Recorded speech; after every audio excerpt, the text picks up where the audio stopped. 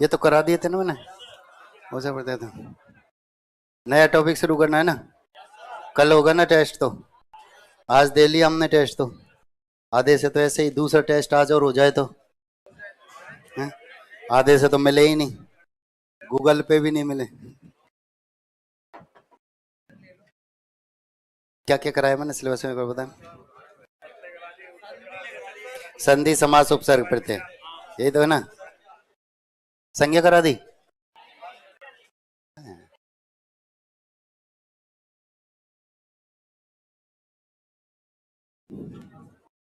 Heading डालेंगे शब्द,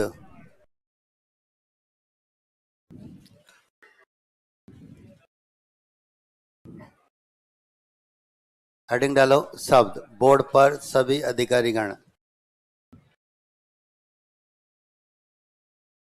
लगभग 50 प्रश्न यहाँ से पूछे जाने हैं। हाँ तो मैंने 50 ही तो बोला है। हाँ तो लगभग 50 प्रश्न इस बिंदु से पूछे जाने हैं, ठीक है। और अभी तो सही में, और ऐसा लग रहा है क्या कह गए पता नहीं जवाब, है ना। फिर जैसे जैसे आगे बढ़ेंगे तब गर्दन हिलेगी कि हाँ सब पूछे जाने हैं, ज्यादा भी हो सकते हैं, ठीक है। याद रखना, बहुत बड़ा बिंदु है।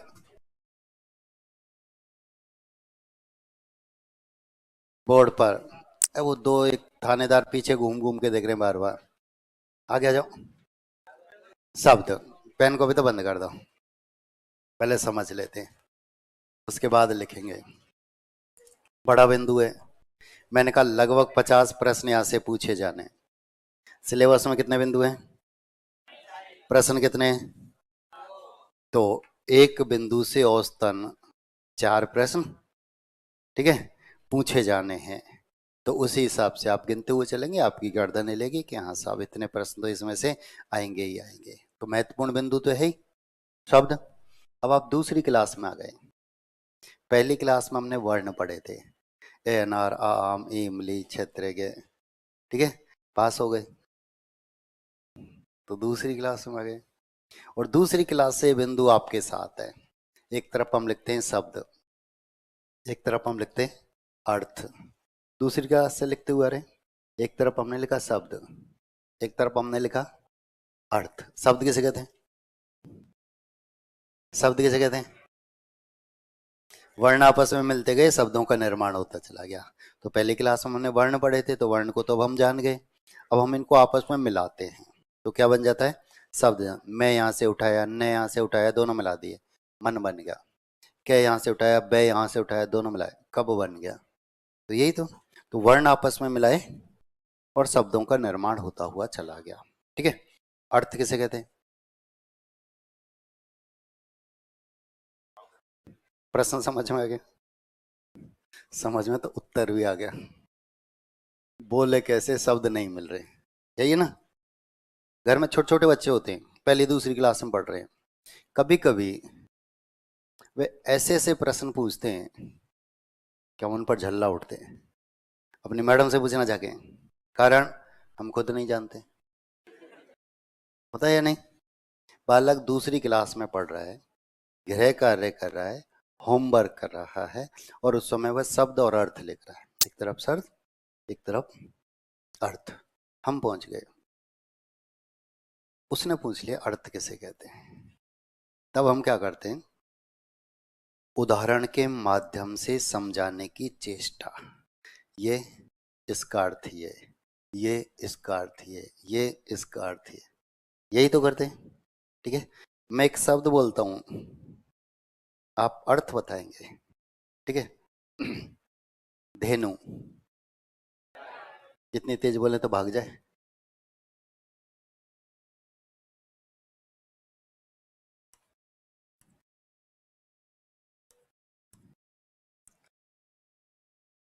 इन वर्णों के योग से मिलकर बनाए, इन वर्णों के योग से मिलकर बनाए, और जो वर्णों के योग से मिलकर बनता है उसे हम शब्द कहते हैं। तो मैंने तो अर्थ पूछा था, शब्द तो मैंने बोला था, मैंने तो अर्थ पूछा था। मैं दूसरा शब्द बोलता हूं, आप फिर अर्थ बताएंगे। गाय, धेनु। मोहन का घर कहाँ है? सोहन के घर के सामने। सोहन का घर कहाँ है? मोहन के घर के सामने। और दोनों का, आप धेनु बोलो हम गाय बोलेंगे, आप गाय बोलो हम धेनु बोलेंगे। यही तो स्थिति, ठीक है। आज का जो बालक है हिंदी से पहले अंग्रेजी के शब्द जानता है, ये मैं आपको बता चुका हूँ। यहाँ से शुरू होता है नीचे तक। आप कहते हैं आई, पकड़ता है। आप कहते हैं नोज, पकड़ता है। आप कहते हैं ईयर, पकड़ता है। आप कहते हैं कान, नहीं मिलता। ये कान किसी ने बताया ही नहीं। घर में बालक है, दो चपाती पकड़ा, इनका गाय को खिला करा, घूम फिर कर वापस। कि क्या हुआ? कि बाहर गाय है ही नहीं। कि ये क्या है? काओ। यही तो स्थिति है। काओ, धेनु, गाय, इनके बीच में कहीं अर्थ छुपा हुआ है जो हमें बाहर निकालना है। ध्यान देना, जब हम किसी शब्द को सुनते हैं तो उस शब्द को सुनते ही हमारे मस्तिष्क में एक चित्र चित्रित होता है, एक बिंब प्रतिबिंबित होता है, वही हमारा अर्थ कहलाता है। और जब इसे हम व्यक्त करते हैं तो किसी ना किसी शब्द का सहारा लेना पड़ता है। ठीक उसी प्रकार जिस प्रकार हम व्यंजन को उच्चारित करते हैं तो स्वर की सहायता लेनी पड़ती है। कोई भी शब्द हम सुनते हैं तो ऐसे बैठ, थानदार के जैसे, ये पीछे, हाँ हाँ बिल्कुल ऐसा लगना, ऐसे है ना, रात भर मजदूरी की थी, सब थक गया देख।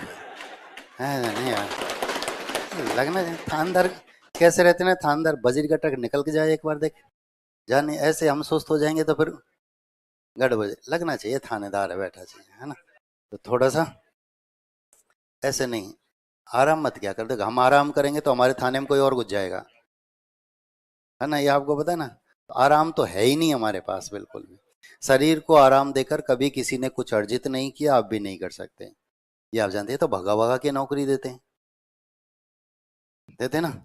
भगवाई मैच देखने गया था एक बार में, और जब चौके छक्के पड़ते हैं तो पब्लिक देखने ही नहीं दे, कुर्सी के ऊपर भी खड़ी हो जाए। बगल में कांस्टेबल था, मैंने बैठा इनको, एक आध बार तो बैठाया बेचारे ने, फिर मैं बार बार बैठा इनको, साहब नहीं बैठा। मैं बैठा यार, ऐसे ही भर्ती हो गया क्या? कि नहीं साहब, 10 किलोमीटर दौड़ लगाई थी, ऐसे नहीं हुआ। तो नौकरी जो पुलिस की होती है वो भगा भगा के दी जाती है, तो पहले दौड़ाया जाता है ना। तो आप दौड़ने के लिए सतर्क रहो। बोर्ड पर आप, जब हम किसी शब्द को सुनते हैं तो उस शब्द को सुनते ही हमारे मस्तिष्क में एक चित्र चित्रित होता है, एक बिंब प्रतिबिंबित होता है, वही हमारा अर्थ कहलाता है। और इसे जब हम व्यक्त करते हैं तो किसी ना किसी शब्द का सहारा लेना पड़ता है। ठीक उसी प्रकार जिस प्रकार व्यंजन को उच्चारित किया, स्वर की सहायता ली। ठीक है, मैंने शब्द बोला गाय, तो गाय चरती हुई, लड़ती हुई, गोबर करती हुई, कोई ना कोई एक आकृति हमारे मस्तिष्क में आ जाती है। मैं आपसे कहता हूँ रेलगाड़ी, गाड़ी आ रही है, जा रही है, हम उसमें बैठे हुए हैं, टिकट के लिए लाइन में लगे हुए हैं, फाटक पर कहीं फंसे हुए हैं, एक दृश्य स्वतः ही मस्तिष्क में आता है। मैं आपसे कहता हूँ हवाई जहाज, जहाज उड़ रहा है, उतर रहा है, किसी फिल्म का दृश्य स्वतः ही मस्तिष्क में आता है। मैं आपसे कहता हूँ बिडाल, बिडाल एकदम खाली है। अब मैं आपसे कहता हूँ बिल्ली, बिल्ली, अब हमारा सारा दूध पी गई, बर्तन इधर उधर बिखेर दिए, घर से बाहर निकले कि रास्ता काट गई। विडाल को ही बिल्ली कहते हैं, विडाल को ही बिल्ली कहते हैं। जब मैंने शब्द बोला विडाल तो इसकी कोई आकृति हमारे मस्तिष्क में नहीं थी, क्योंकि हम इसका अर्थ नहीं जानते थे। लेकिन जैसे इसके अर्थ का बोध हुआ तो रास्ता काट रही थी या बर्तन बिखरे हुए थे, कोई ना कोई एक आकृति स्वतः ही मस्तिष्क में आई। तो हम किसी भी शब्द को सुनते हैं तो उस शब्द को सुनते ही हमारे मस्तिष्क में जो चित्र चित्रित होता है, जो बिंब प्रतिबिंबित होता है, वही हमारा अर्थ कहलाता है। जब इसे व्यक्त करते हैं तो शब्द की सहायता लेनी पड़ती है। आप सब ने एक फिल्म देखी थी, मुन्ना भाई, दूसरी लगे रहो। मुन्ना भाई, उस फिल्म में क्या दिखाया, जो फिल्म का नायक था उससे जब कोई प्रश्न पूछता था तो उनको गांधी जी नजर आते थे, और गांधी जी उनको प्रश्न का उत्तर देते थे और वो और आगे बता दिया करते थे। यदि आपने फिल्म पूरी देखी तो क्या दिखाया कि उन्हीं प्रश्नों के उत्तर में उनको गांधी जी नजर आते थे जिनका उत्तर वह खुद जानता था, और जिनका उत्तर वह नहीं जानता था उनमें गांधी जी नजर नहीं आते थे। फिल्म का आइडिया भी यहीं से आया था। ठीक है, जिन शब्दों का अर्थ हम जानते हैं उनकी आकृति हमारे मस्तिष्क में बनती है। मैंने कहा गाय, रेलगाड़ी, हवाई जहाज, इन्हें हम जानते थे, इसलिए इनकी आकृति हमारे मस्तिष्क में आई। मैंने शब्द बोला विडाल, इसे हम नहीं जानते थे तो कोई आकृति नहीं आई, लेकिन जैसे ही इसके अर्थ का बोध हुआ बिल्ली, तो फिर एक आकृति हमारे मस्तिष्क में आ गई। तो जब हम किसी शब्द को सुनते हैं तो उस शब्द को सुनते ही हमारे मस्तिष्क में जो चित्र चित्रित होता है, जो बिंब प्रतिबिंबित होता है, वही हमारा अर्थ कहलाता है, और इसे जब हम व्यक्त करते हैं तो शब्द की सहायता लेनी पड़ती है। ठीक है, अब हम करते हैं शब्दों का वर्गीकरण। सबसे पहला जो होता है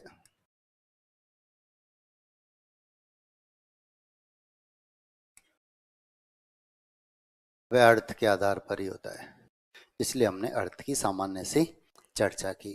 ठीक है, अब अर्थ के आधार पर दो भेद होते हैं। पहला तो होता है सार्थक शब्द, दूसरा होता है निरर्थक शब्द। पहला सार्थक, दूसरा निरर्थक। ठीक है, सार्थक कौन सी संधि है? दीर्घ संधि, से प्लस अर्थक। निरर्थक कौन सी संधि है? निहि प्लस अर्थक विसर्ग संधि। कुछ भी नहीं पढ़ रहे तुम, मतलब इनके संधियों के नाम नहीं पता भाई। ये तो कब की खत्म हो गई। उदाहरण की शक्ल देखकर पता चलने चाहिए किस संधि का उदाहरण, जरूर नहीं तोड़ना और जोड़ना ही पूछे। पहचान से भी प्रश्न आते हैं, ये मैं आपको बता चुका हूँ।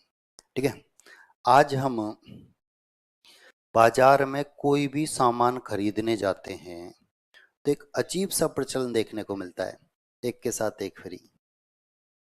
एक के साथ एक फ्री सामान बेचने का तरीका है। कोई एक के साथ एक फ्री करता है, कोई 50% छूट करता है। करता है नहीं? करता है नहीं? कोई एक के साथ एक फ्री कर रहा है, कोई 50% छूट कर रहा है। दोनों का मतलब नहीं है। ये मैं आपको पहले भी बता चुका हूँ कि हिंदी के किन्हीं भी दो वाक्यों का मतलब कभी भी एक नहीं होता है। जिंदगी भर के लिए गांठ बांध लेना। मेरी एक दुकान है, उस दुकान पर इस मार्कर को मैं 20 रुपए में बेचता हूँ और ये मुझे 7 रुपए में मिलता है। मैं 20 रुपए में बेच रहा हूँ, दादागिरी से बेचता हूँ। लेना है तो लेने ही निकल। कारण आसपास कोई दुकान नहीं है और सामने वाले की मजबूरी लेना पड़े। अब क्या होता है, पड़ोस में एक दुकान और खुल जाती है, ये 10 रुपए में बेचता है। अब बताओ क्या ग्राहक मेरे पास आएगा? क्या मैं दुकान बंद कर दूंगा? मेरे पास दो रास्ते हैं, या तो मैं एक के साथ एक फ्री करूं या 50% छूट करूं। दोनों में से कोई एक रास्ता। कौन से में फायदा है?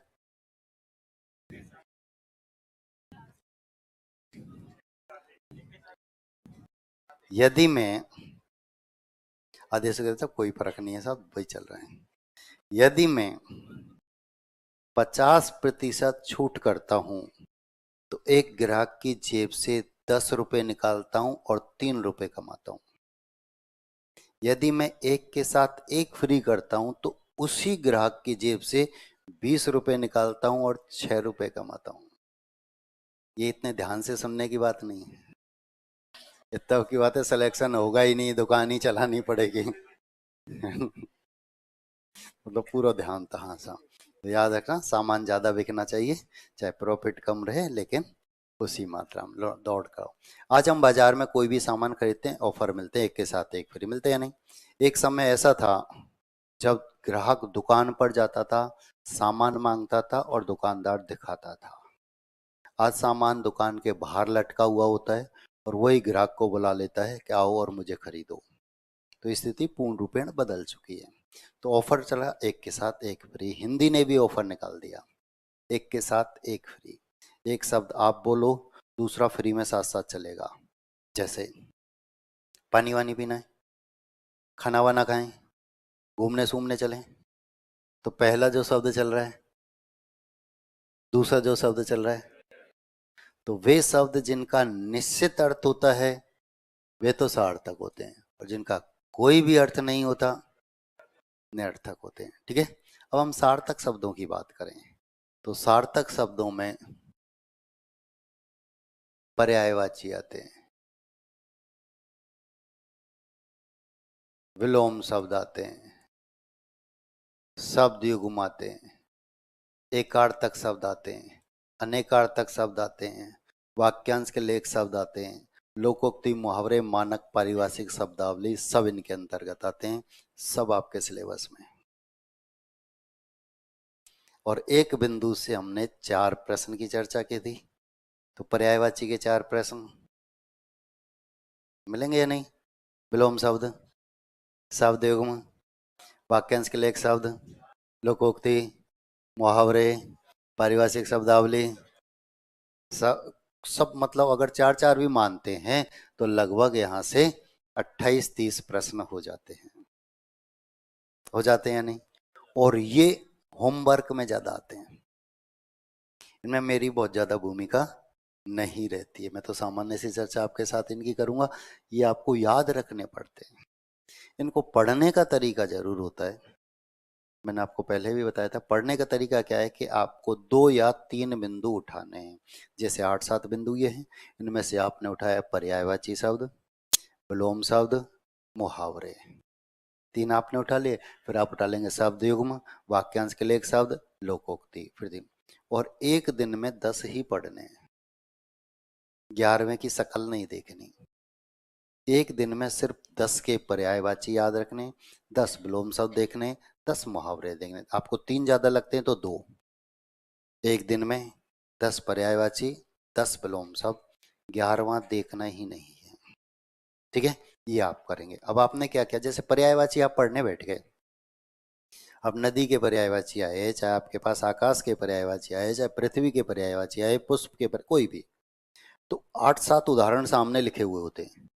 उनमें कुछ तो ऐसे होते हैं जो हमको पहले से याद होते हैं, ठीक है, और जो याद नहीं होते उनको आप अंडरलाइन कर लो, रेखांकित कर दो, डार्क कर दो, हाईलाइट कर दो, जैसे आप कर सकें वह कर सकते हैं।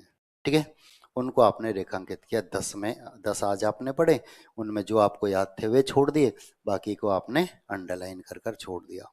10 विलोम शब्द पढ़े, जो आपको याद थे ठीक है, जो याद नहीं थे उनको फिर रेखांकित करके छोड़ दिया। अगले दिन फिर 10 10 पढ़ने, लेकिन पिछले 10 का रिवीजन करना है। पिछले 10 में उनका ही रिवीजन करना है जो आपने रेखांकित कर रखे हैं। जो आपने रेखांकित नहीं किए वे तो आपको पहले से ही आते थे, तो आप किन को पढ़ेंगे? जो अंडरलाइन कर रखे हैं आपने, उनको पढ़ लिया। ठीक है, 5 से 7 मिनट लगेंगे, ज़्यादा नहीं लगते इसमें, इतना सही समय लगता है। ठीक है, आपने आज के फिर 10 पढ़े तो उनको वही चिन्हित किया, वही रेखांकित किया। अगले दिन फिर 10 10 पढ़ रहे हैं, लेकिन पिछले 20 का रिवीजन कर रहे हैं। पिछले 20 का रिवीजन, और रिवीजन भी उनका ही जो अंडरलाइन है, रेखांकित है। अगले दिन फिर 10 पढ़ रहे हैं, फिर 30 का रिवीजन कर रहे हैं, उनका ही जो अंडरलाइन। अगले दिन फिर 10 पढ़ रहे हैं, पिछले 30 का रिवीजन कर रहे हैं। अब 40 का नहीं, 30 का, क्योंकि पहले वाले 10 अब आपको याद हो चुके हैं, क्योंकि 3 4 दिन लगातार आपने वो देखे हैं, वे लगातार आपने पढ़े हैं, तो वे याद हो गए। अगले दिन फिर 10, लेकिन फिर पिछले 30, फिर दूसरे दिन वाले आपको याद हो चुके हैं। 1 महीने तक लगातार ये काम आपको करना है। ठीक है, तो 1 महीने में 300 पर्यायवाची, 300 विलोम शब्द, कम है क्या? 10 के हिसाब से बहुत होते, कम नहीं होते, बहुत होते। ठीक है, अब क्या करना है कि आपका मित्र है कोई जो चाहता है कि तू भी सब इंस्पेक्टर बन जा, मैं भी बन जाऊं, ठीक है, तो उसमें आपस में एक दूसरे से पूछना शुरू कर दो। जब वह पूछेगा तो आपकी कॉपी बंद रहेगी, और आप पूछेंगे तो उसकी कॉपी बंद रहेगी। जरूर नहीं हम साथ साथ ही रहें, फोन पे भी आप रह सकते हैं, फोन पर भी आप नहीं, बिना वीडियो कॉल के भी आप काम चला सकते हैं। ठीक है, आपको एक दूसरे पर विश्वास है, तभी तो आप एक दूसरे को थानेदार बनते हुए देखना चाहते हैं, स्वाभाविक सी बात है। और अतिरिक्त समय भी नहीं देना, मैं आपको बता दूं, खाना खाते समय ये बात कर सकते हैं आप।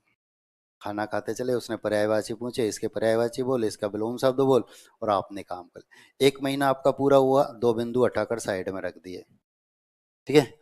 फिर अगले 2 उठा लिए, उनका भी क्रम यही रख, देखो आपने पढ़ा था कि किसान, 4 बेटे, लकड़ी, गट्ठर दिया, तोड़ो, नहीं टूटे।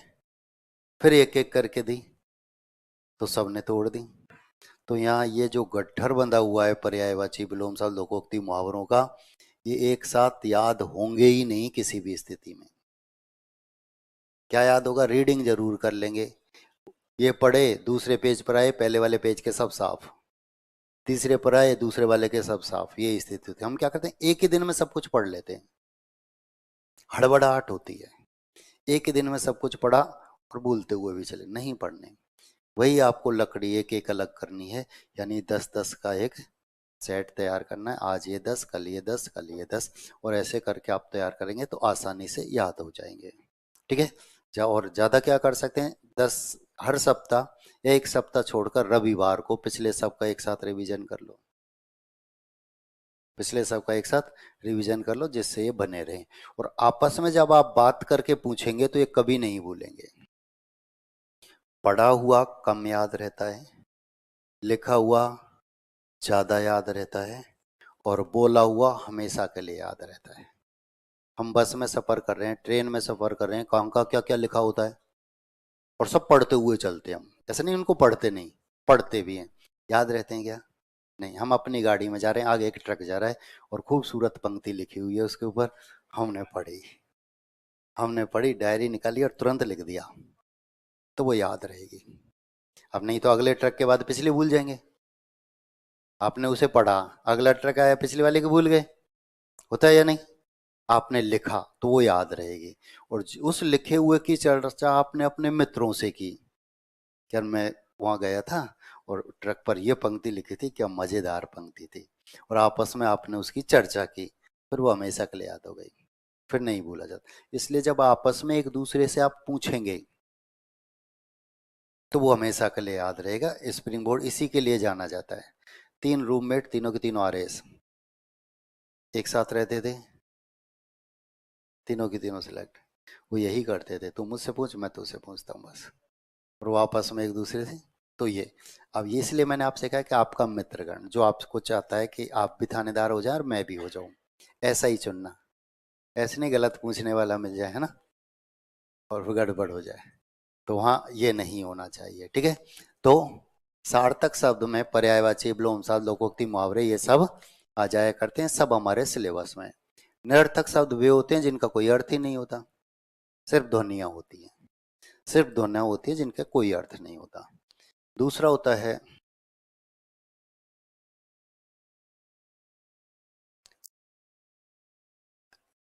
विकार के आधार पर।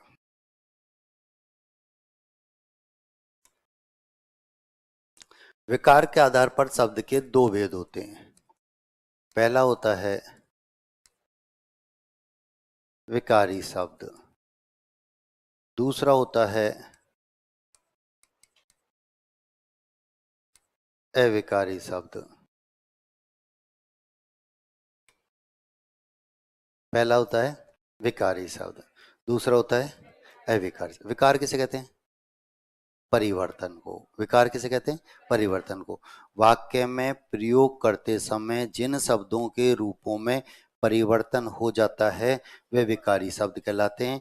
और ये जो परिवर्तन होता है वह लिंग, वचन, कारक, काल, पुरुष, इनके अनुसार होता है।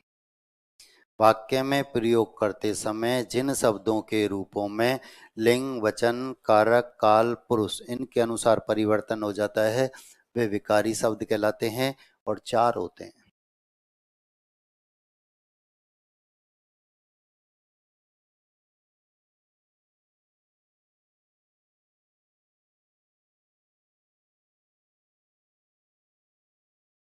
संज्ञा, सर्वनाम, विशेषण, सब सिलेबस में।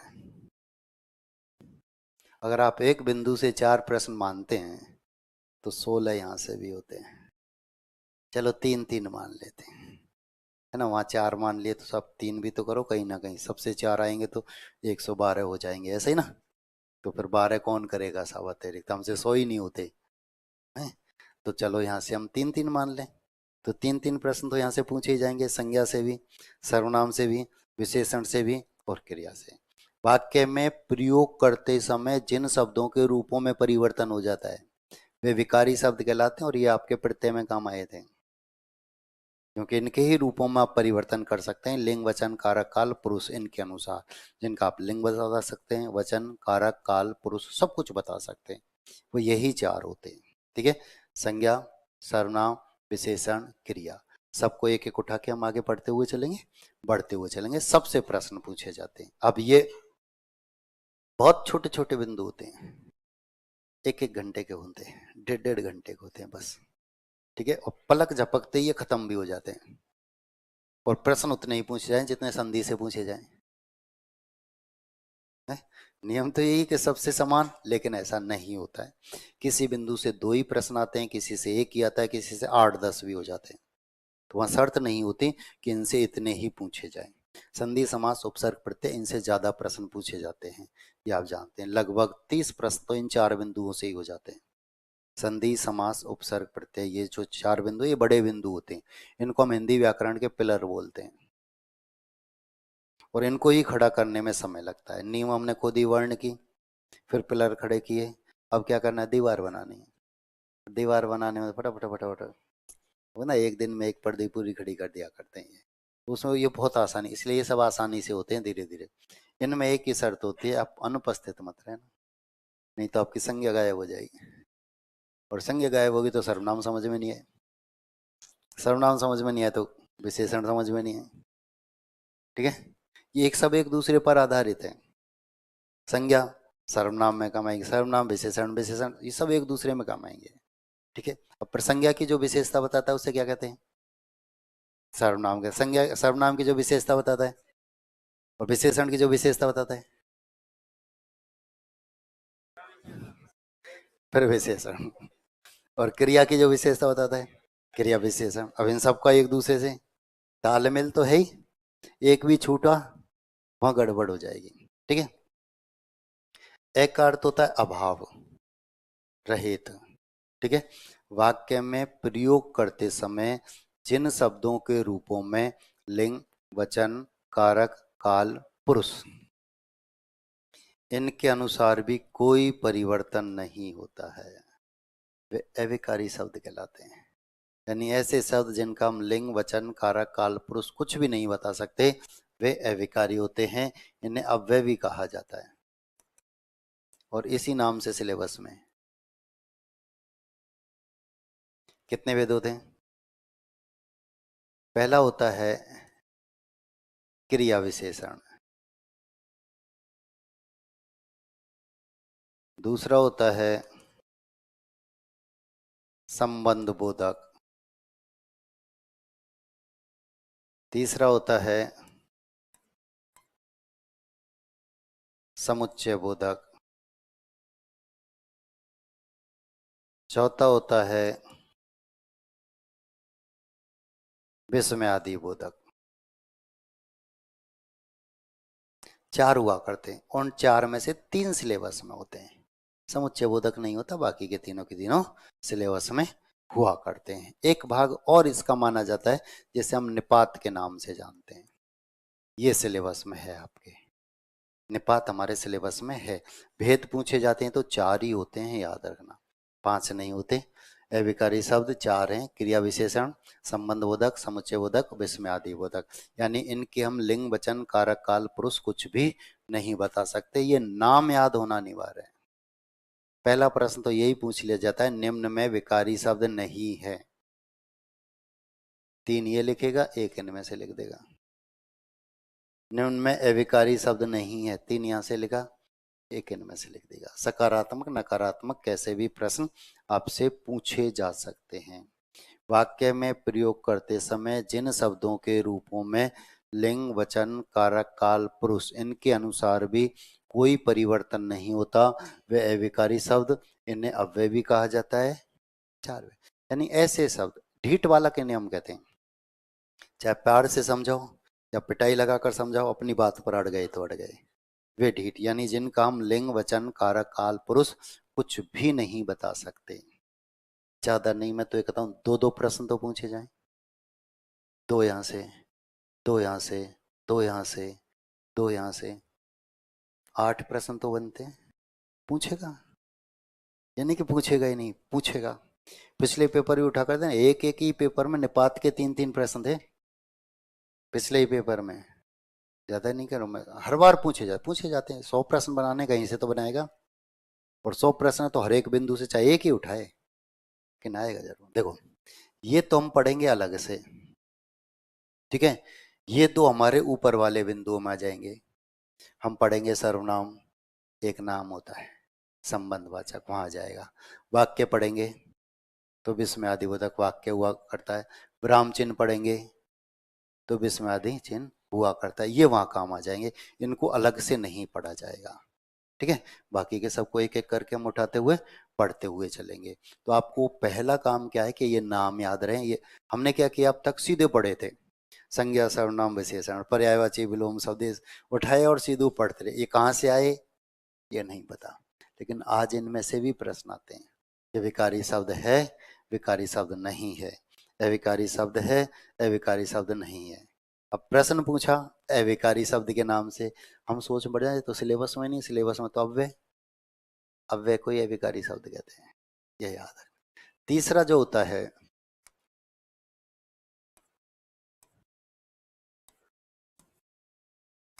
उत्पत्ति के आधार पर, उत्पत्ति के आधार पर शब्द के 4 भेद हैं। तत्सम, तत्सम शब्द, तद्भव शब्द,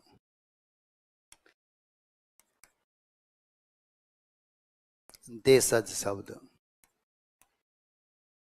और विदेशी शब्द, सब सिलेबस में, ठीक है।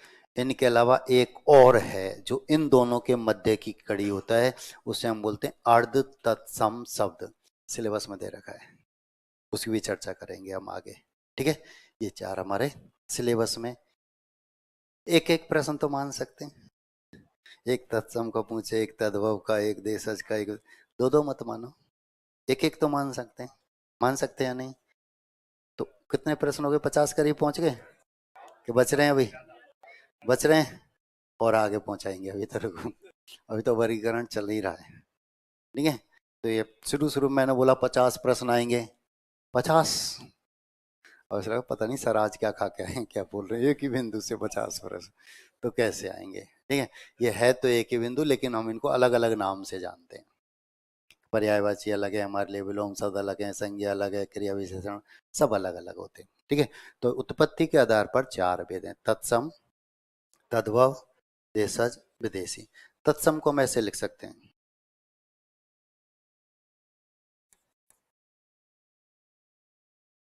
अब बताओ सबसे प्राचीनतम भाषा कौन सी, संस्कृत। संस्कृत को सभी भाषाओं की, संस्कृत में कभी आपने पढ़ा था से, तौ, ते, सा, ते, ता, तत्, ते, तन, कभी पढ़ा था? याद रखने की जरूरत नहीं, कहीं काम नहीं आएंगे, असमंजस में आगे सब संस्कृत दोबारा पढ़नी पड़ेगी क्या, नहीं आएगी, है ना। 2004 तक मैं संस्कृत पढ़ाता था, खूब खूब पढ़ाता था संस्कृत अच्छे से, है ना।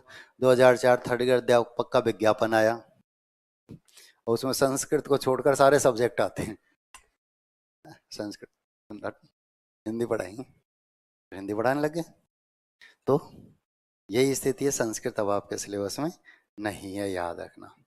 तत् सम, उसके समान, उसके, किसके, संस्कृत के, यानी संस्कृत भाषा के वे शब्द जो बिना किसी परिवर्तन के मोबाइल में परिवर्तित हो गए,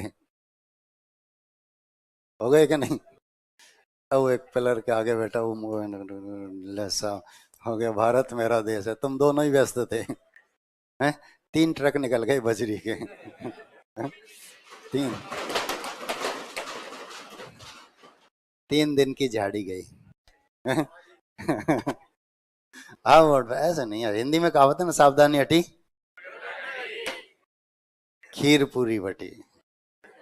सावधानी हटी खीर पूरी बटी। एक विज्ञापन हाथ से निकल जाता है, 12वें से बुरी गत होती है। या बहुत अच्छी तरह से जानते हैं, हर बार उम्मीदवारों की संख्या बढ़ती है, घटती नहीं है। आज तक ऐसा नहीं हुआ कि इस बार तो होशियार होशियार लग गए, अगली बार हमारा ही नंबर है। हर बार होशियार पैदा होते हैं। पहली बार पेपर देने वाला बालक भी टॉपर होता है ना, पता नहीं किसको बस मिल जाए। ऐसे नहीं, पढ़ने वाले भी हैं, याद रखना, बस के भरोसे बैठे कहीं। ठीक है, ध्यान दो। तो अब वो वीडियो भी खूब वायरल हो रहा था ना, रैंकर वाले जो थे, और ये खूब अच्छे से हमारे तो पड़ोस की बिल्डिंग गिरा दी थी, पता है ना, गुजर की तड़ी पे। तो पता नहीं क्या क्या, चलो वो हमारे मुद्दे नहीं थे, हम तो लौट कर दोबारा जाते हैं। तो तत्,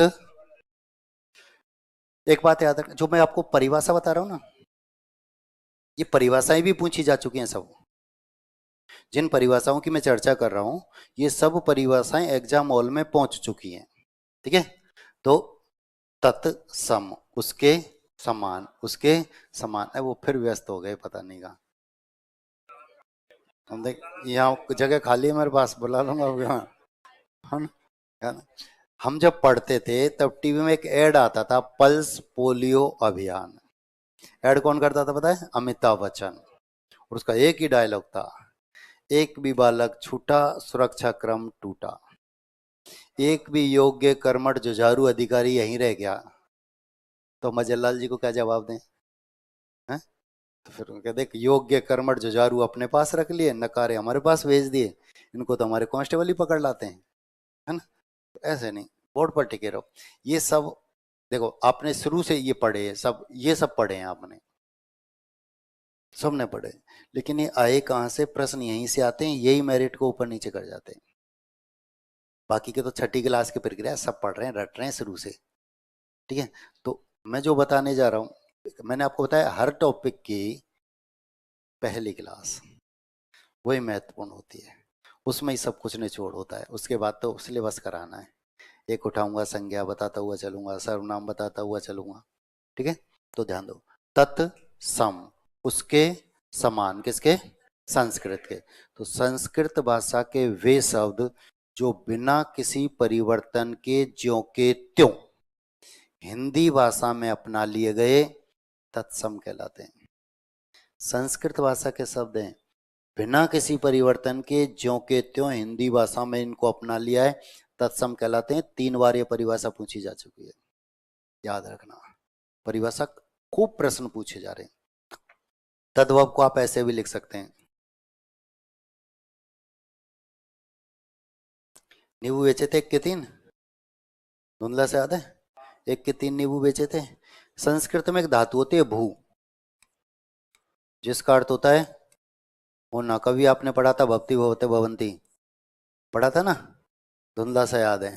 ठीक है, तत् भाव, वे हो गए, वे हो गए, हैं तो संस्कृत भाषा के शब्द, लेकिन कुछ बदलते हुए रूप में ऐसे हो गए, तद हो गए। संस्कृत भाषा के शब्द हैं, बोलने में अटपटे से लगे थे, अपनी सुविधा अनुसार हमने इनमें परिवर्तन किया, तद हो गए। संस्कृत भाषा के वे शब्द जो बिना किसी परिवर्तन के ज्यों के त्यों हिंदी भाषा में अपना लिए, तत्सम, अपनी सुविधा अनुसार जिनमें परिवर्तन किया। जैसे हमारे रीति रिवाज, हमारे पूर्वज जैसे करते हुए आए हैं वही हम कर रहे हैं, तत्समय। लेकिन कुछ रीति रिवाज ऐसे हैं जिनमें हमने अपनी सुविधा अनुसार परिवर्तन कर लिया, तद्भव कहलाए। ठीक है, उदाहरण के तौर पर मैं आपसे कहता हूं, शादी, हमारे बाबा साहब, उनके बाबा साहब, उनकी शादी हुई, फेरे हुए, खाना खाया, वापस आ गए। आज हमारी शादी होती है, बारात जाती है, फेरे होते हैं, खाना खाते हैं, वापस आ जाते हैं। तो जो पहले चला आ रहा था आज भी बरकरार है। अब परिवर्तन क्या हो गया? हमारे बाबा साहब की बारात 8 दिन में लौट कर आई। हम 8 घंटे नहीं रुकते। रुकते हैं क्या? नहीं रुकते हैं। पहले क्या होता था, ये स्थिति भी उत्पन्न हो जाती थी कि लड़की वाले लेने आ गए और दुल्हन घर ही नहीं पहुंची। रास्ते में जितनी रिश्तेदारी पड़ा करती थी सब जगह बारात रुक जाती थी। 2 दिन, 1 दिन, 1 दिन, 2 दिन, ऐसे खूब बारात रुकती थी। दाल बाटी चूरमा मालपुआ बना करता था। घी दूध की कोई कमी नहीं थी। पुरुष जो है कृषि पर ही आश्रित था, तो समय भी पर्याप्त होता था। ठीक है, तो कभी बारात कहीं रुक रही, और साधन भी नहीं थे कि पहुंचा दें सूचना कि आज बारात यहाँ रुक रही है। ऐसा भी कोई नहीं था। ठीक है, तो 2 दिन कहीं, 3 दिन कहीं, खूब बारात ऐसे रुका करती थी। तो खूब ऐसी स्थितियां आई। 8-8 दिन में बारात लौट कर जाती थी। हमारे बाबा साहब की बारात ने जो खाना खाया था वो जमीन में बैठकर खाया था, पत्तल दूने में। हमारे पास समय का अभाव है, हम खड़े खड़े ही खा लेते हैं। हमारे बाबा साहब की बारात को जो खाना खिलाया गया था, हर एक चीज के बारे में 10-10 बार पूछा गया था। लड्डू, जलेबी, पूरी, सब्जी, सन्नाटा, हर के बारे में 10-10 बार पूछा गया था, है ना। अब आज सामने रखा है, खाओ तो खाओ, नहीं खाओ तो कोई नहीं पूछेगा आपने खाया नहीं खाया। तो ये क्या हो रहे हैं? परिवर्तन हो रहे हैं। ये क्या हो रहे हैं? तो ये क्या कहलाते हैं? तो संस्कृत भाषा के वे शब्द जो बिना किसी परिवर्तन के ज्यों के त्यों हिंदी भाषा में अपना लिए, अपनी सुविधा अनुसार जिनमें परिवर्तन किया, तद्भव कहलाए। देशज, जय का अर्थ क्या होता है? जन्म लेना। जय का अर्थ क्या होता है? देश में ही जन्म लिया है जिन्होंने, वे देशज शब्द कहलाते हैं। अपने ही देश में जिनका जन्म हुआ है वे देशज शब्द कहलाते हैं। और ये देशज शब्द कभी कभी अर्थ का अनर्थ कर देते हैं। ऐसी स्थिति उत्पन्न हो जाती है इन शब्दों की वजह से कि जान के लाले पड़ जाते हैं। एक जयपुर के एक मास है, मेवात में पहुंच गए मोटरसाइकिल लेकर, हुडी बाबा, है ना। तो वहां एक बुढ़िया है जिसके सिर पर गट्ठर रखा हुआ है, पोटली रखी हुई, भरोटा रखा हुआ है। ठीक है, अब समझ में आ गया ना। हाँ, तो जिनके दांत दिखे उनके समझ में आ गया, है ना। अब वह जा रही है और ये पीछे से हॉर्न बजा रहे हैं। बुढ़िया रास्ता नहीं छोड़ती, ये हॉर्न पर हॉर्न बजा रहे हैं, बुढ़िया रास्ता नहीं छोड़ती, अपने लीक पर चले ही जा रही है। खूब हॉर्न बजाते हैं, नहीं सुनती, गुस्सा आता है, चिल्ला कर बोलते हैं, डोकरी रास्ता छोड़ दे। गट्ठर एक साइड पटकती है और चप्पल उठा लेते पीटने के लिए। ये डोकरी बोलता है कि मरने को जा रही है, डोकरी नहीं तो क्या कहूँ, क्या फिर डोकरी बोला। अपने यहाँ डोकरी बोलते हैं बुढ़िया को, और मेवात में डोकरी बोलते हैं सास को।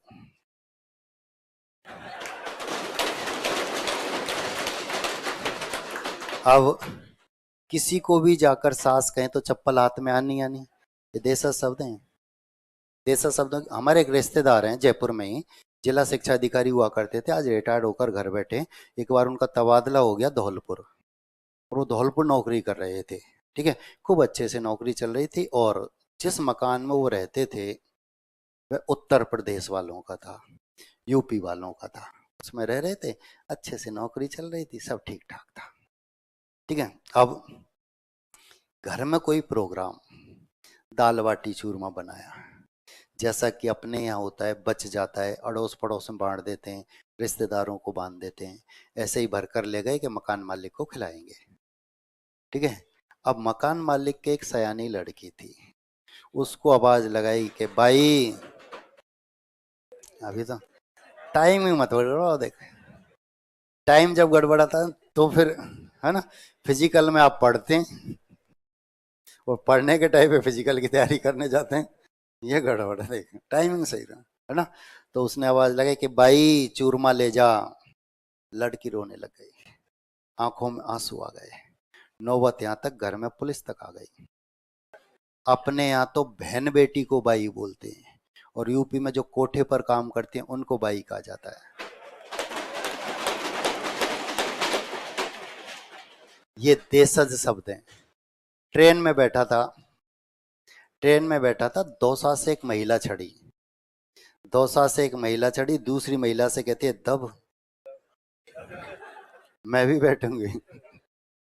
दब, मैं भी बैठूंगी। वो उसके ऊपर चढ़ गई कि तू दबे, तेरे सब घर के दबे, हम क्यों दबे। दब का मतलब अपने थोड़ा सा खिसक। और यूपी में दब का अर्थ होता है दफनाना, दब का अर्थ होता है दफनाना। यही देशज शब्द हैं जो अर्थ का अनर्थ कर देते हैं, और ऐसी स्थिति आती है सब पता ही नहीं चलता। इनको बहुत सोच समझ के हम इनको बोलते हैं। जयपुर जब आए थे, स्प्रिंग बोर्ड में एडमिशन लिया, कई दिन तो बिल्कुल शांत चुपचाप, हमसे शरीफ दुनिया में कोई है ना। बाद में पता लगा ये पड़ोसी जिले का ही है।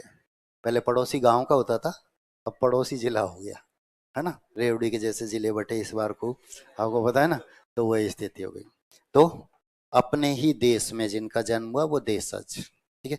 जिस क्षेत्र के जो कविगण थे, उन्होंने अपने अपने क्षेत्र के शब्दों को साहित्य में रखा, पूरे देश में फैल गए। सूरदास, तुलसीदास, कबीर, बिहारी, रहीम, मीरा, सबने अपने अपने क्षेत्र के शब्दों को साहित्य में रखा और पूरे देश में फैल गए। यही देशज शब्द कहलाए। देश में ही जन्म हुआ है जिनका, वे देशज होते। विदेशी शब्द। हमारा देश एक सार्वजनिक धर्मशाला है। कोई भी आया, लूटा, राज किया, चला गया।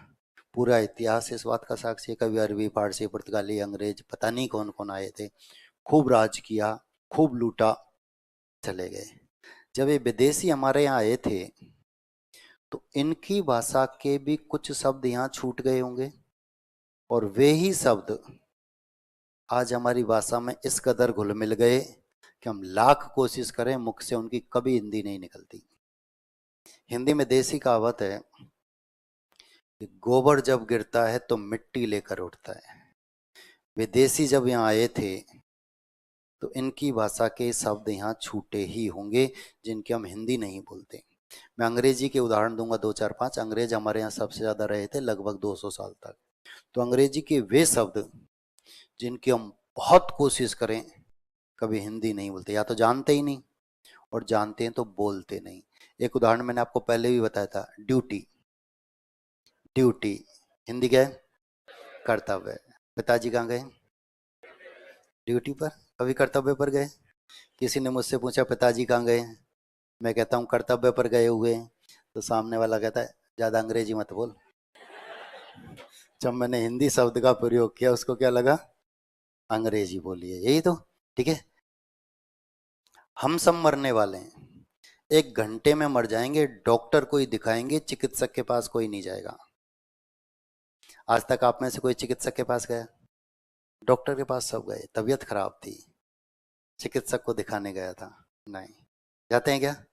शहर तो बहुत दूर की बात है, किसी भी गांव में चले जाना, बच्चे स्कूल ही जाते हैं, विद्यालय कोई नहीं जाता। टीवी में भी चिल्लाते हैं स्कूल चले हम, इन्होंने भी कभी नहीं कहा विद्यालय चले हम।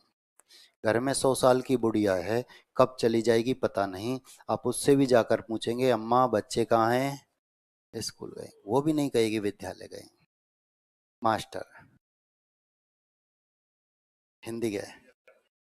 अध्यापक तो टीचर होता है, मास्टर हिंदी गए। शिक्षक तो टीचर होता है, मास्टर। मास्टर की हिंदी क्या है? मालिक।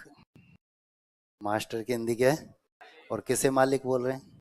परंपरा है, सबसे बोल रहे हैं, हम भी बोल रहे हैं, शुरू से चला रहे हैं, ठीक है। और मास्टर की समाज में क्या स्थिति है आप बहुत अच्छे से जानते हैं, जानते हैं नहीं? गर्मियों की छुट्टी, 5-7 मास्टर मिलकर एक मास्टर के घर चले गए, टहलते टहलते टहलते टहलते चले गए।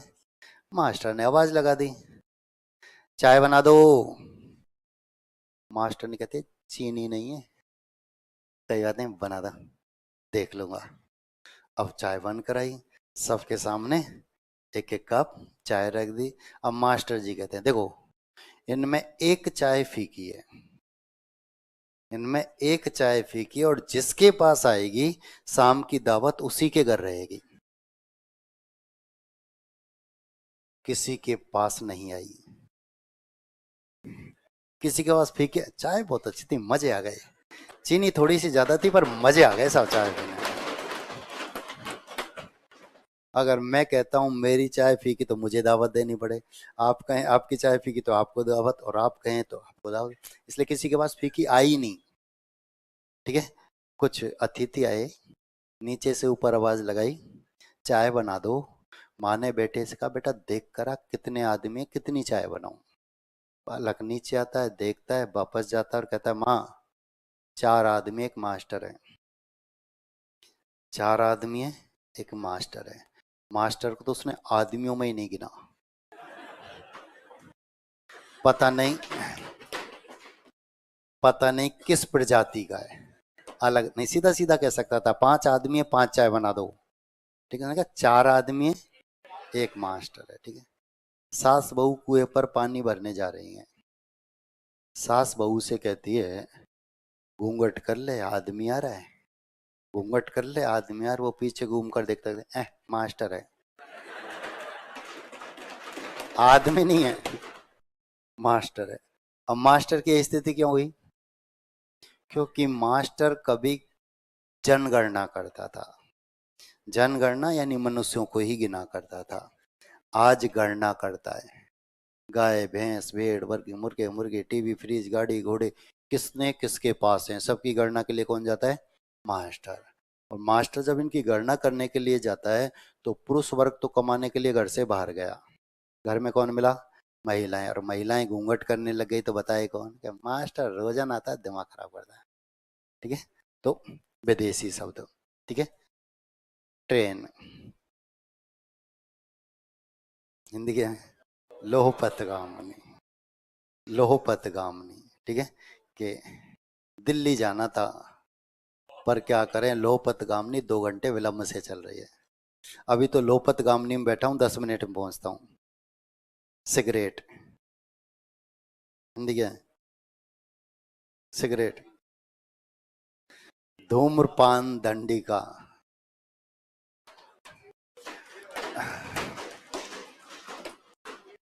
श्वेत वस्त्र धारणी धूम्रपान दंडिका।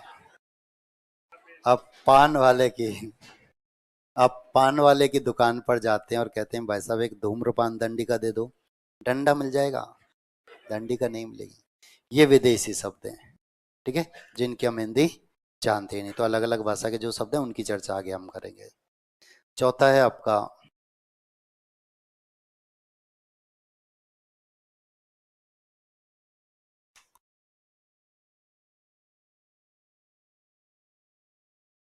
बनावट के आधार पर। शब्द के 3 भेद हैं। पहला होता है रूढ़ शब्द, दूसरा है यौगिक शब्द, और तीसरा है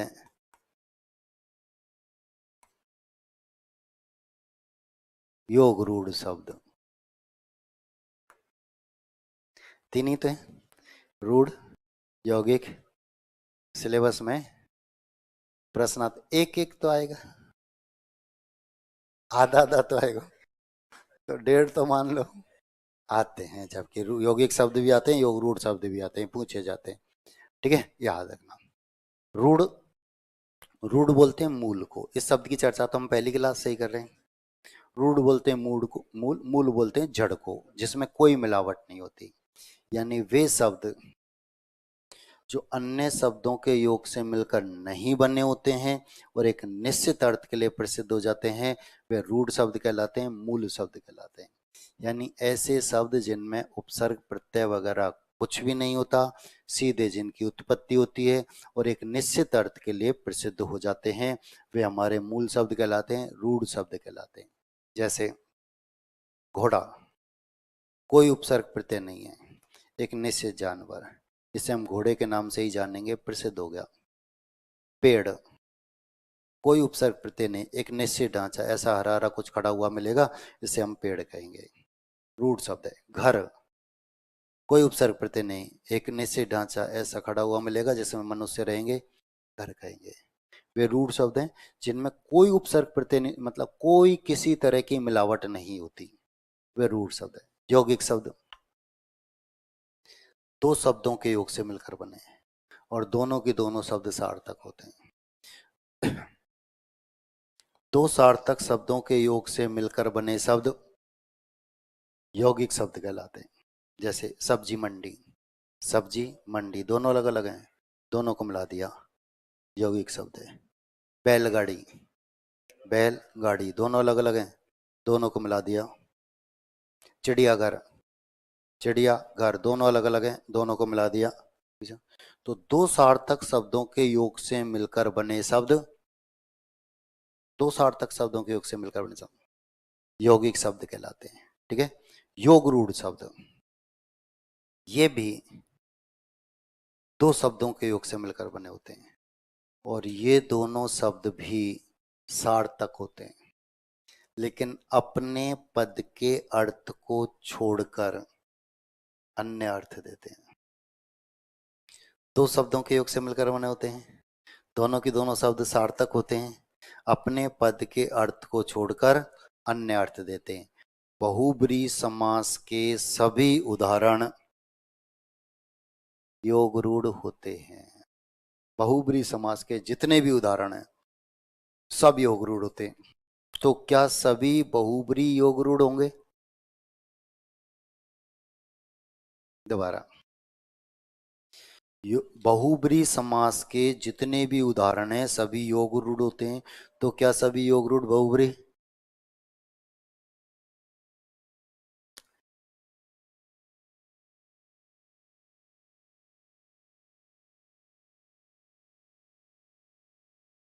तो यहाँ जो शब्द होंगे वे योग रूढ़ भी होंगे, बहुब्रीहि भी होंगे, लेकिन कुछ यहाँ भी होंगे जो सिर्फ योग रूढ़ होंगे, बहुब्रीहि नहीं होंगे। ठीक है। दशानन, पीताम्बर, लंबोदर, इसमें भी है, इसमें भी है। चारपाई, ठीक है, सिर्फ योग रूढ़ है, बहुब्रीहि में नहीं आता है। और ये सब हमारे सिलेबस में, अब एक एक यहीं से उठाना है और पढ़ना। इनके अलावा भी सिलेबस में अभी और है क्या नहीं? अभी तो और भी है। ठीक है, उनकी भी चर्चा हम करेंगे। अभी के लिए लिखो शब्द।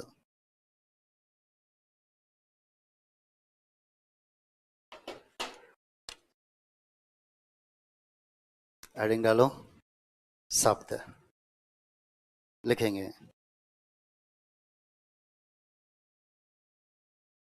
दो या दो से अधिक वर्णों के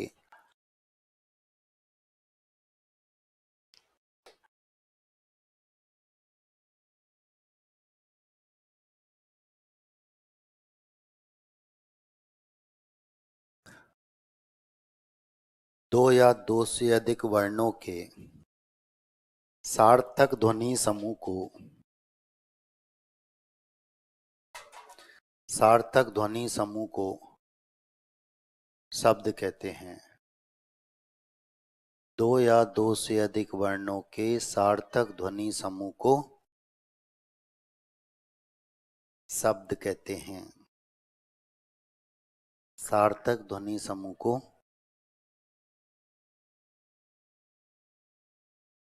शब्द कहते हैं। जैसे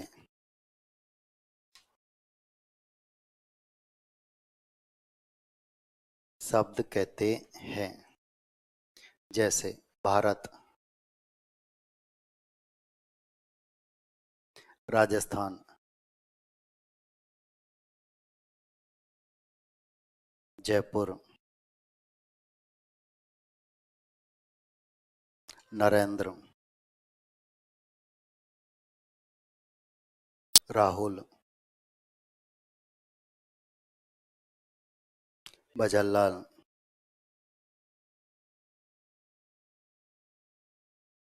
अशोक, वसुंधरा आदि। हेडिंग डालो शब्दों का वर्गीकरण और बोर्ड पर जो लिखा है वो सब उतार लो।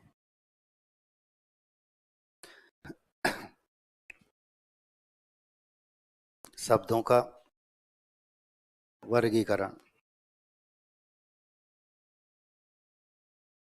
बोर्ड पर जो लिखा है ये सब उतारो।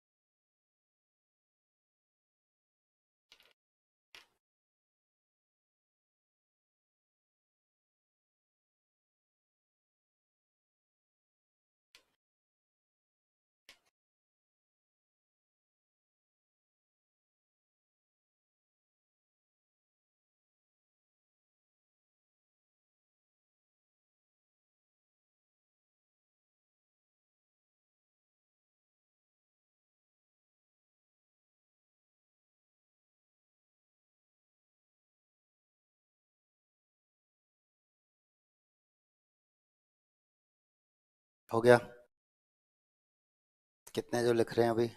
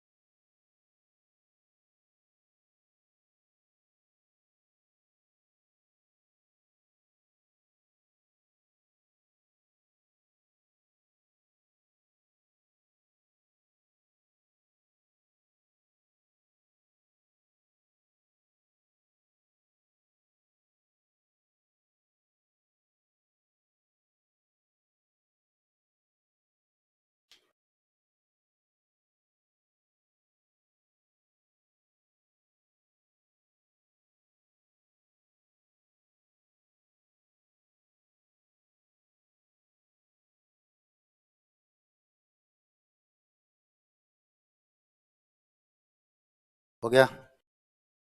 लिखेंगे नई पंक्ति से। अर्थ के आधार पर, नई पंक्ति से, अर्थ के आधार पर शब्द के दो भेद होते हैं।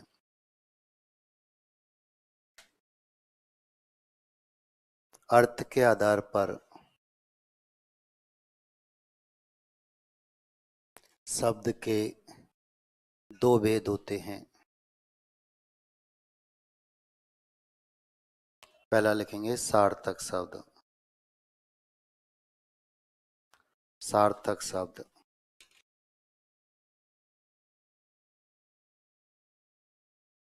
डैश करके, वे शब्द,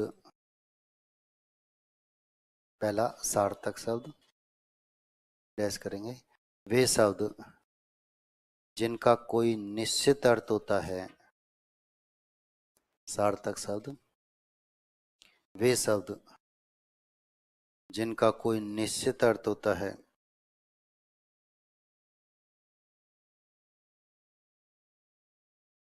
सार्थक शब्द कहलाते हैं। जिनका कोई निश्चित अर्थ होता है, सार्थक शब्द कहलाते हैं।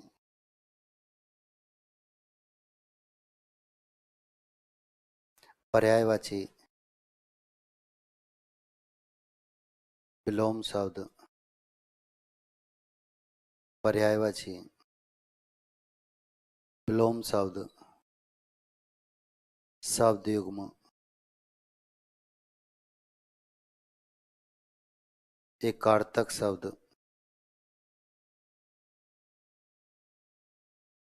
अनेकार्थक शब्द,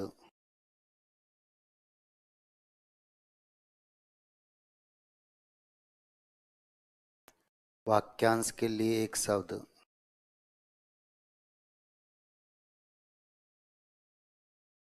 एकार्थक शब्द, अनेकार्थक शब्द, वाक्यांश के लिए एक शब्द, लोकोक्ति, मुहावरे,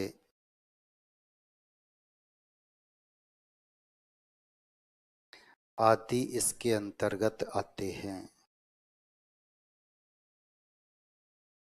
एकार्थक शब्द, अनेकार्थक शब्द, वाक्यांश के लिए एक शब्द, लोकोक्ति, मुहावरे,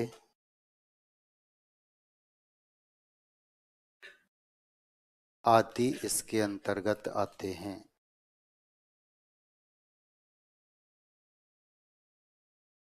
जैसे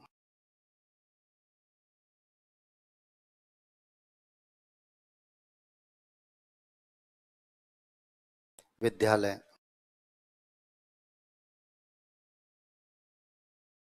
शिक्षक, छात्र, पुस्तक, कलम आदि।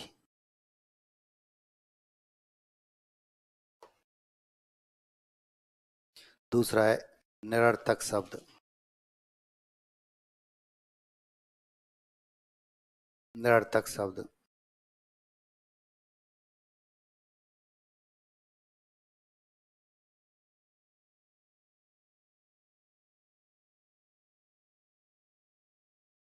वे शब्द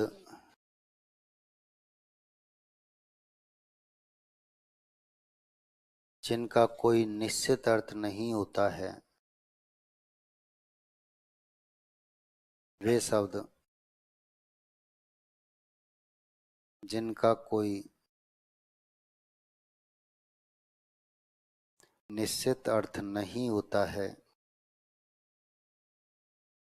निरर्थक शब्द कहलाते हैं। निरर्थक शब्द कहलाते हैं। जैसे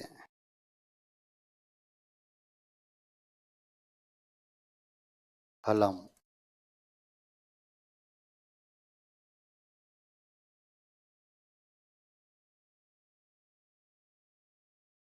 कोई भी दो दो तीन तीन वर्ण आपस में मिलाओ। लचम, अपना नाम लिखो आगे पीछे करके, अंतिम वर्ण को पहले ले आओ, पहले वाले को अंतिम वर्ण ना। अपना नाम उल्टा करके लिखो, पड़ोसी को उल्टा करके लिखो। पड़ोसी का नाम नहीं पता तो पड़ोसी को उल्टा करके लिखो। अपने नाम के वर्ण आगे, मेरा नहीं, अपने नाम के वर्ण आगे पीछे करो, है ना। तो बहुत दिन के बाद खुद के नाम के ऊपर हंसने का मौका मिला है ना। पहले 8वीं 7वीं में पढ़ते थे तब ये करते थे, अब दोबारा से ही अपने नाम के वर्णों को आगे पीछे करो, पड़ोसी के नाम के वर्णों को आगे पीछे करो, नहीं पता तो पड़ोसी को ही आगे पीछे करो और लिख दो। अगला हलम, लचम, जो कुछ आपने लिखे वो भी बढ़िया थे। नई पंक्ति से, विकार के आधार पर, विकार के आधार पर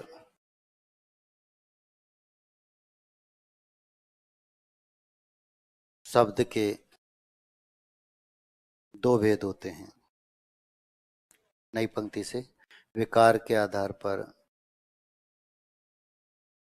शब्द के दो भेद होते हैं। पहला लिखेंगे विकारी शब्द, पहला विकारी शब्द।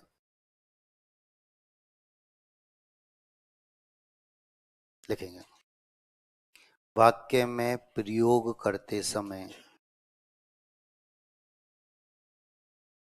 वाक्य में प्रयोग करते समय जिन शब्दों के रूपों में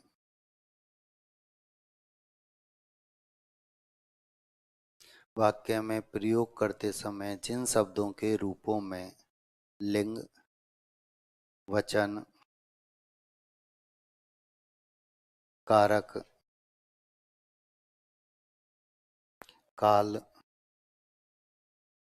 पुरुष, लिंग, वचन, कारक, काल, पुरुष आदि के अनुसार परिवर्तन हो जाता है। लिंग, वचन, कारक, काल, पुरुष आदि के अनुसार परिवर्तन हो जाता है,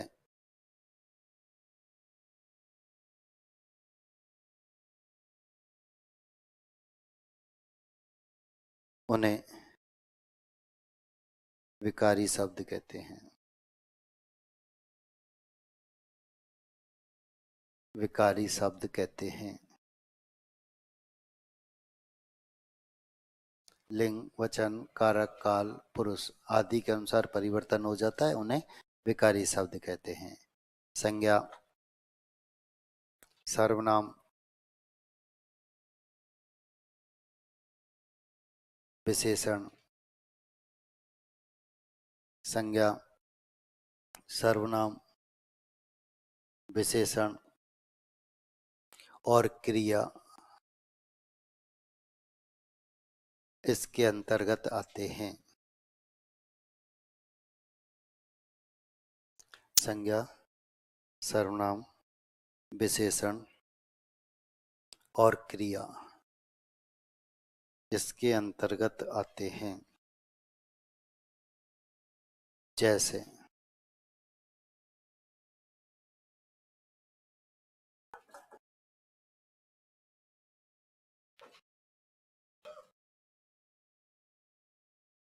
लड़का,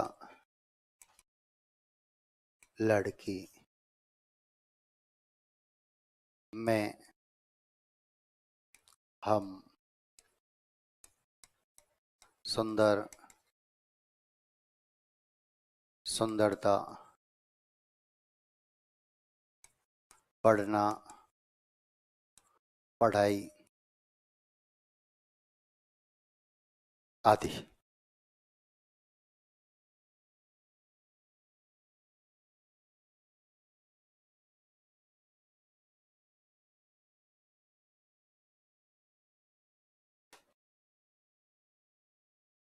दूसरा है अविकारी शब्द। दूसरा है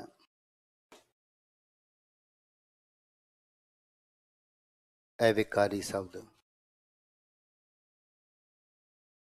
लिखेंगे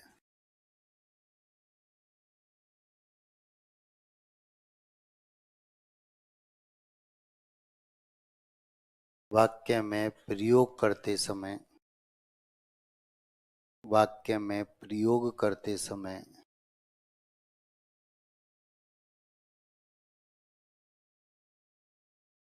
जिन शब्दों के रूपों में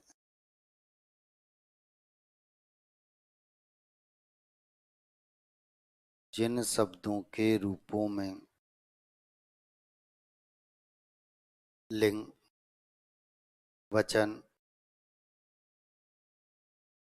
कारक, काल, पुरुष, लिंग, वचन, कारक, काल, पुरुष आदि के अनुसार भी, आदि के अनुसार भी कोई परिवर्तन नहीं होता है। लिंग, वचन, कारक, काल, पुरुष आदि के अनुसार भी कोई परिवर्तन नहीं होता है। उन्हें अविकारी शब्द कहते हैं। उन्हें अविकारी शब्द कहते हैं। इन्हें अव्यय भी कहा जाता है।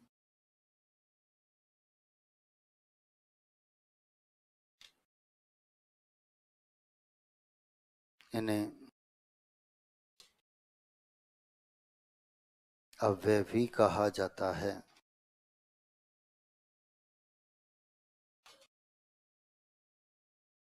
क्रिया विशेषण,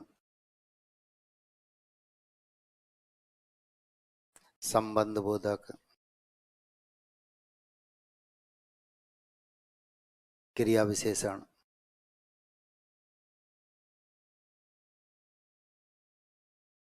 संबंध बोधक,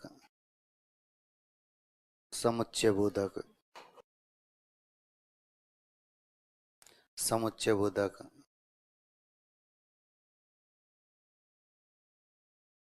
और विस्मय आदि बोधक शब्द और विस्मय आदि बोधक शब्द क्रिया विशेषण, संबंध बोधक, समुच्चय बोधक और विस्मय आदि बोधक शब्द इसके अंतर्गत आते हैं।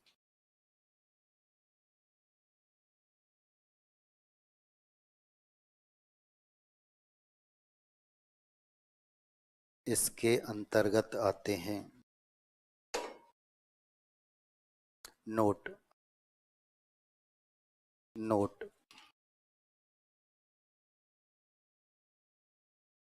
निपात भी इसका एक भेद होता है। निपात भी इसका एक भेद होता है।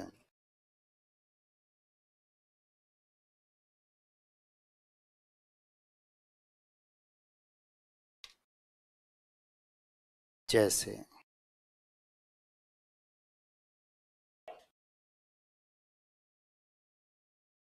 और, तथा, और, तथा, अथवा, या, किंतु, परंतु, लेकिन, आदि, जैसे, ऊपर, नीचे, आगे, पीछे, इधर,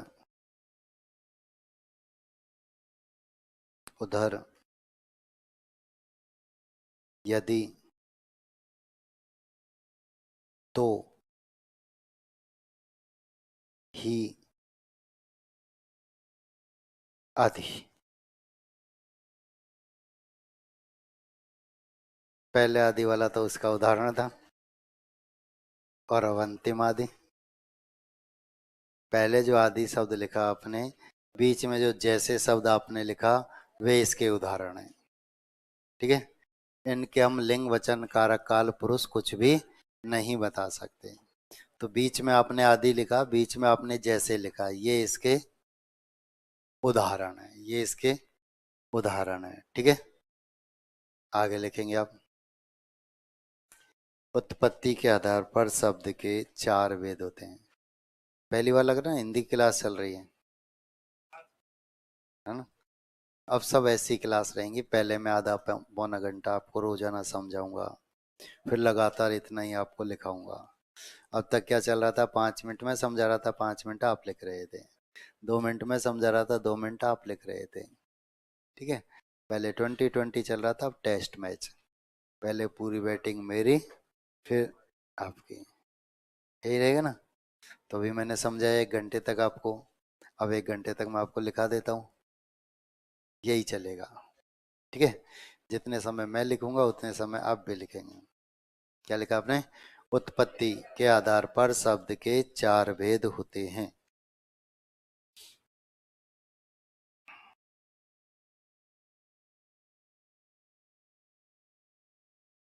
शब्द के चार भेद होते हैं।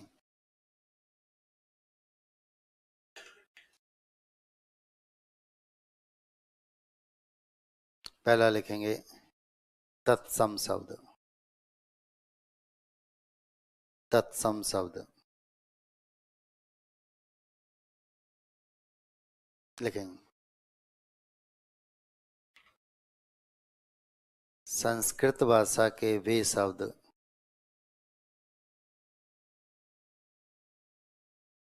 तत्सम शब्द, संस्कृत भाषा के वे शब्द जो कुछ नहीं, दोबारा, संस्कृत भाषा के वे शब्द जो बिना किसी परिवर्तन के, जो बिना किसी परिवर्तन के, ज्यों के त्यों, बिना किसी परिवर्तन के, ज्यों के त्यों हिंदी भाषा में अपना लिए गए हैं। बिना किसी परिवर्तन के, ज्यों के त्यों हिंदी भाषा में अपना लिए गए हैं, तत्सम शब्द कहलाते हैं। तत्सम शब्द कहलाते हैं। जैसे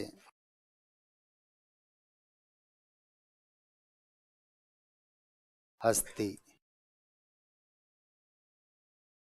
वानर, अग्नि, कोकिल, नारिकेल,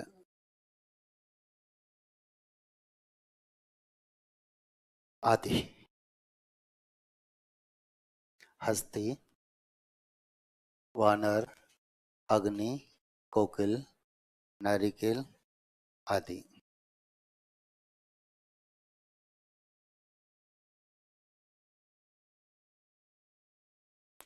तद्भव शब्द,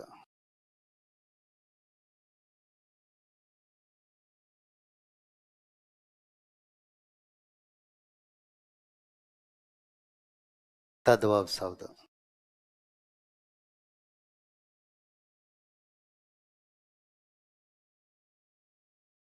संस्कृत भाषा के वे शब्द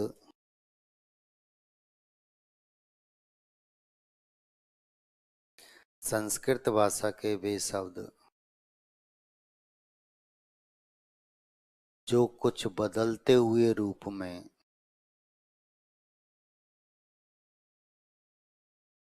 संस्कृत भाषा के वे शब्द जो कुछ बदलते हुए रूप में हिंदी भाषा में प्रयुक्त होते हैं,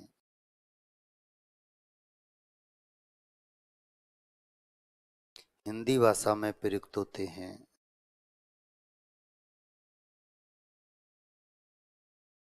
तद्भव शब्द कहलाते हैं। हिंदी भाषा में प्रयुक्त होते हैं, तद्भव शब्द कहलाते हैं।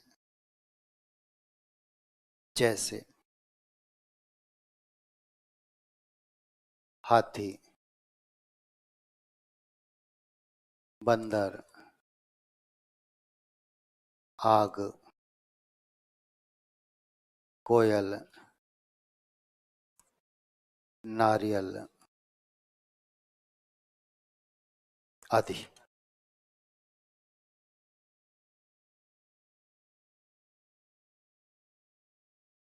क्या हो गया?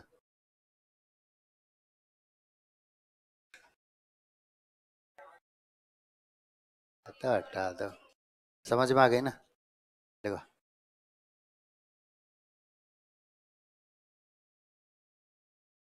तेसर शब्द,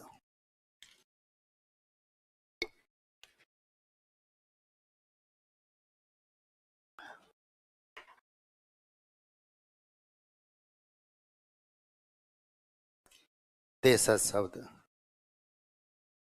यही तो ना, लिखेंगे। वे शब्द जो, तेसर शब्द, वे शब्द जो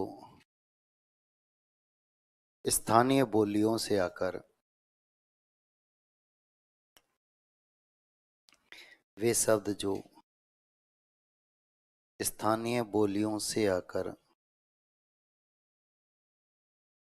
हिंदी भाषा में मिल गए हैं, स्थानीय बोलियों से आकर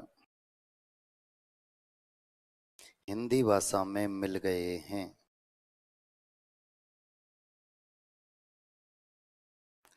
तेसर शब्द कहलाते हैं,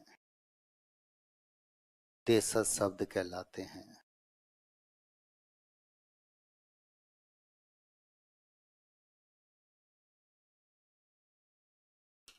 जैसे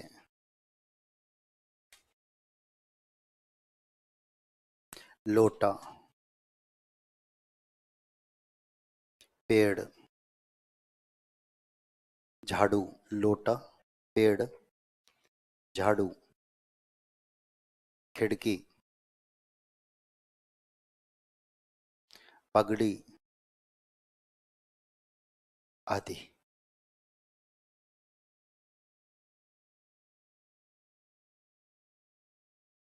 विदेशी शब्द,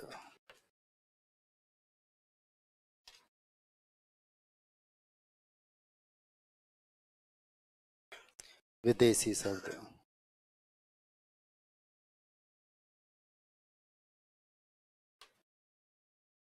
वे शब्द जो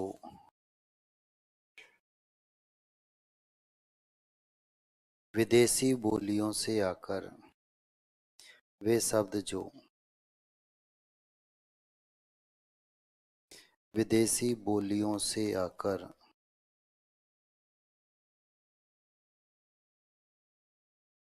हिंदी भाषा में मिल गए हैं। विदेशी बोलियों से आकर हिंदी भाषा में मिल गए हैं। विदेशी शब्द कहलाते हैं। विदेशी शब्द कहलाते हैं।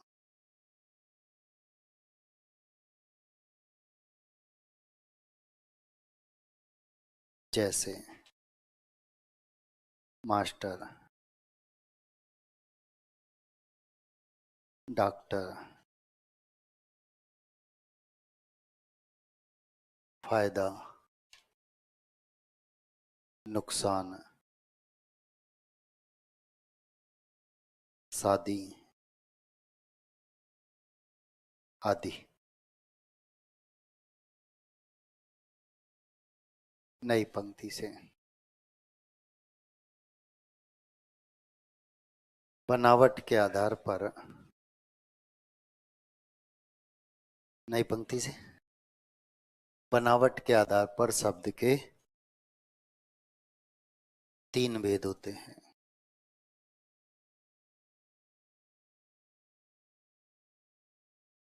बनावट के आधार पर शब्द के तीन भेद होते हैं।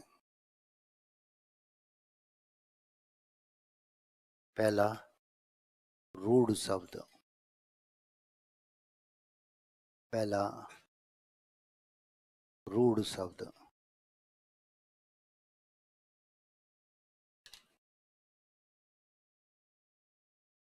वे शब्द जो रूढ़ शब्द, वे शब्द जो अन्य शब्दों के योग से मिलकर नए बने हों। वे शब्द जो अन्य शब्दों के योग से मिलकर नए बने हों।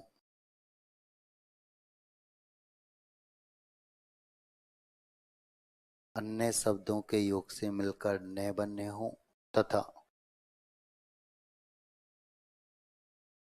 एक निश्चित अर्थ के लिए प्रसिद्ध हो गए हों।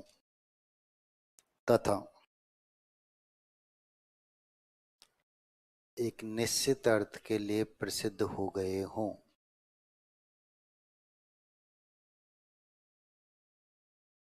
रूढ़ शब्द कहलाते हैं। रूढ़ शब्द कहलाते हैं।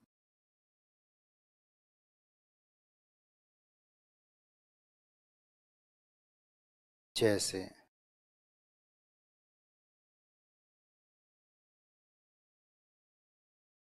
घोड़ा, शेर, पेड़, घर। घोड़ा, शेर, पेड़, घर आदि।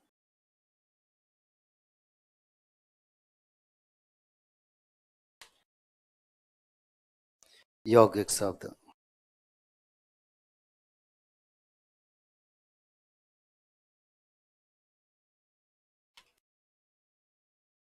यौगिक शब्द लिखेंगे। दो सार्थक शब्दों के योग से, दो सार्थक शब्दों के योग से बने शब्द।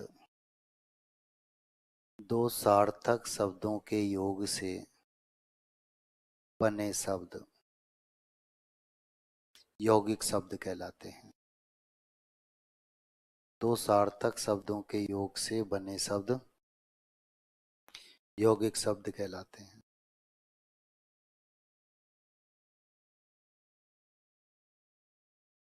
जैसे सब्जी मंडी,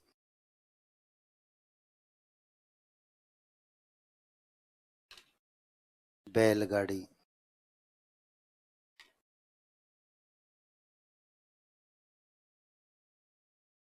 चिड़ियाघर,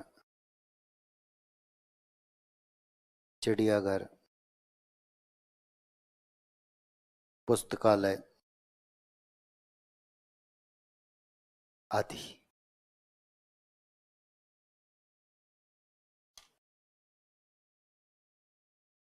योग रूढ़ शब्द,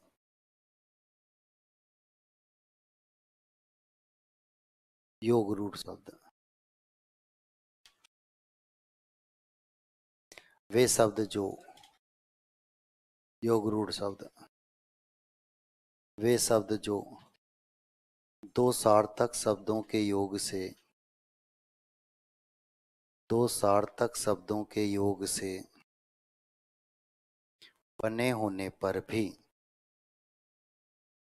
दो सार्थक शब्दों के योग से बने होने पर भी अन्य अर्थ देते हैं। दो सार्थक शब्दों के योग से बने होने पर भी अन्य अर्थ देते हैं।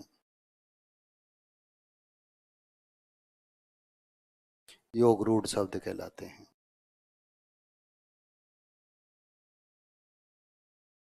योग रूढ़ शब्द कहलाते हैं। जैसे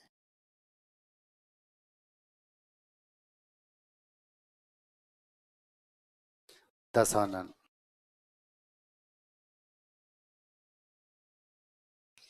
पीतांबर, दशानन, पीतांबर, लंबोदर, चारपाई आदि। नोट, चारपाई आदि। नोट बहुब्रीहि समास के, नोट, नोट बहुब्रीहि समास के सभी उदाहरण, बहुब्रीहि समास के सभी उदाहरण योग रूढ़ होते हैं। बहुब्रीहि समास के सभी उदाहरण योग रूढ़ होते हैं। बाकी का अगली क्लास में।